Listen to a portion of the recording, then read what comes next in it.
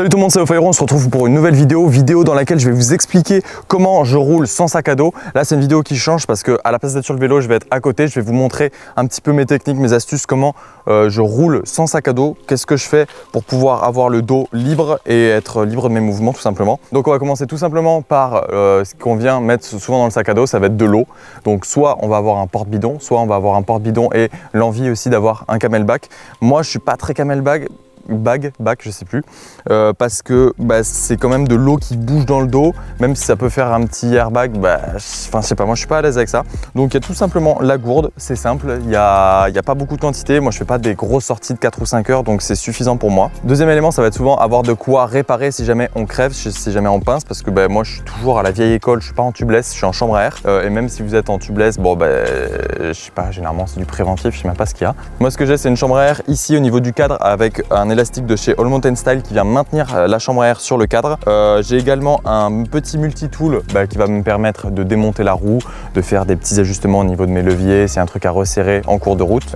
Tout ça c'est maintenu du coup au niveau du cadre avec la chambre à air. De l'autre côté, il y a également un démonte-pneus, Decathlon, c'est des démonte-pneus qui valent 5 €, ils sont super pour démonter, c'est parfait. J'ai également dans la chambre à air une clé à rayon, donc pareil ça en sortie, il y a souvent des trucs où tu as un rayon à resserrer assez rapidement, j'ai toujours la clé à rayon. Donc au niveau de ce petit élastique, on a la clé à rayon, le multi-tool, le démonte-pneu, la chambre à air. De l'autre côté, ce qui est pas mal quand on crève, ça va être la pompe. La pompe, elle est accrochée au niveau du porte-bidon.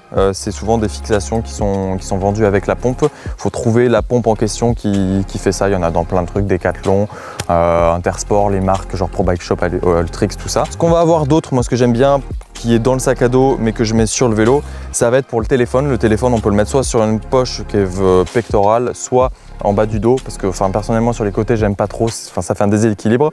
Et là du coup on peut l'avoir aussi sur le guidon avec des fixations pour smartphone. Là par exemple moi j'ai Quadlock qui m'a envoyé gentiment des petits genre leur monture tout simplement, où on peut fixer, il y a la coque qui est avec et en fait tu viens juste mettre ton téléphone dessus et il bouge pas.